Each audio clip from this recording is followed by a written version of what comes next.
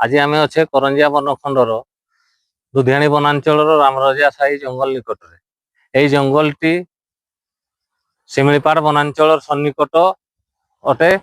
एठारे जड़े वयस्क वृद्ध को बाघ आक्रमण कर खंड विखंडित कर अभियोग आसी घटनास्थल करंजिया डीएफओ रायरंगपुर डीएफओ शिमिलीपाड़ उत्तर वनखंडर डेप्यूटी डायरेक्टर जशीपुर बीडीओ तहसीलदार थाना अधिकारी घटनास्थल पहुंची एवं डॉग स्क्वाड वर्तमान तार जांच आरंभ करिछि।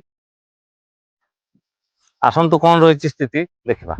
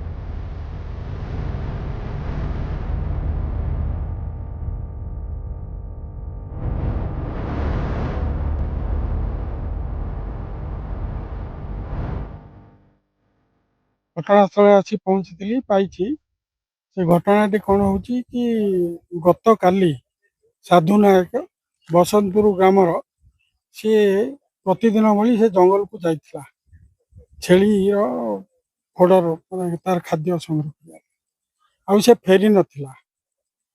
से आज सकाଳେ 7टारे गाँ लोक खबर पाई आमको खबर देले जे लोकटी मरिकी पड़ी। आम घटनास्थल पहुँचू रायरंगपुर डीएफओ मु निजे आउ डीडी आमर नॉर्थ से गुड़ा सब अनुसंधान चलती प्रकृत घटना जना पड़ा। यहाँ आमर एकताल बीटी एरिया रे एवं आमर दुधियाणी रेंज रे पड़ुछि करंजिया डिविजन रे पाख आमर शिमिलीपाड़ रेंज गुड़गुड़िया रेंज शिमिलीपाड़ आरएफ पूरा पाखटा घटनास्थल आम इनक्वारी चली जना पड़ जना पड़ से एरिया कहार कौन सब जना पड़।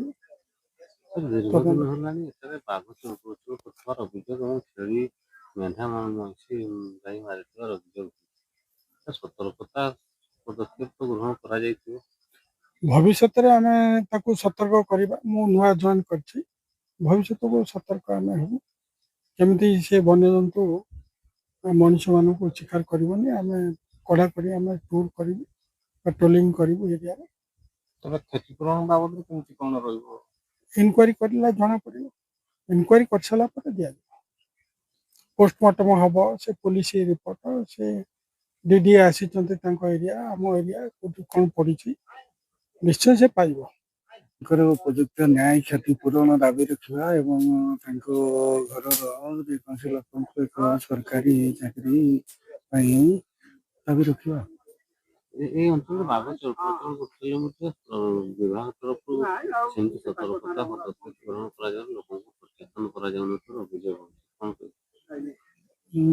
मो जानवा मझे मझे सचेतन कराए आगु भी अंचल छेड़ी मान बलद मान मारी से लोक कही सेमती किसी जना पड़ न लोक सतर्क नथिले दुर्घटना घटीगला। छेली डाल आने आसते मोर बापा सका 7टा बेले जहाँफल मिसिंग थे आज सका 7टा बेलू आम देखी जमती घटना दुर्घटना घटला अनुमान कर तो बाघ खाई अनुमान कर जानते पाइल 7टा बेले।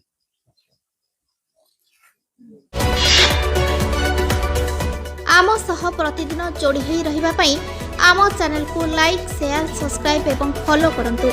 ଡ୍ରିମ୍ସ ରାଇଡର ସବୁ ସମୟରେ ଆପଣଙ୍କ ସେବାରେ।